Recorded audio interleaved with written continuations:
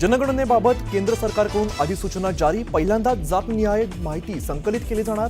2027 मध्ये अत्याधुनिक डिजिटल उपकरणांद्वारे प्रक्रिया राबवणार. केंद्रीय गृहमंत्री अमित शहांची मागणी.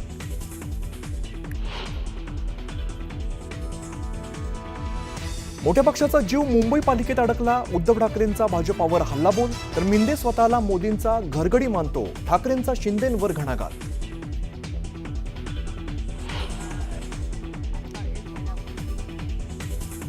मावळमधील कुंडमळा पुलासाठी 8 कोटी मंजूर. मात्र तत्कालीन मंत्र्यांकडून 80,000च्या पत्रावर सही. संजय राऊतांचा रवींद्र चव्हाणांवरती आरोप, तर मावळ दुर्घटनेवर अजित पवार गप्प का? संजय राऊतांचा सवाल.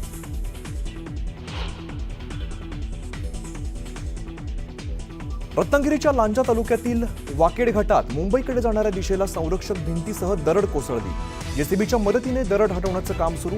महामार्गावरती मोठी वाहतूक कोंडी.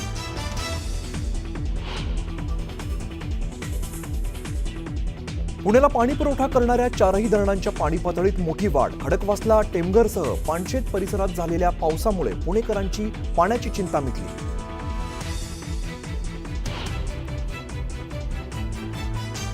लोणावळ्यात मुसळधार पावसामुळे भुशी डॅम ओव्हरफ्लो.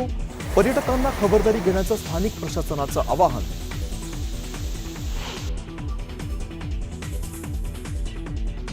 मुंबईतील गिरगावात रस्ता खचल्यामुळे बेस्ट बसचं चाक अडकलं. शर्थीच्या प्रयत्नाने बस खड्ड्यातून बाहेर काढली. मात्र ऐन वर्दळीच्या बसचं चाक अडकल्यामुळे काही काळासाठी वाहतूक विस्कळीत.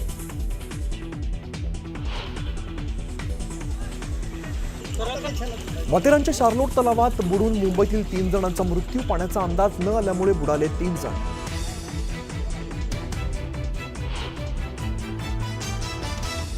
पुण्यात पीएमपीएलएच्या दरवाढीचा मेट्रोला फायदा. दैनंदिन प्रवासी संख्येत झाली सरासरी 9,000ने वाढ.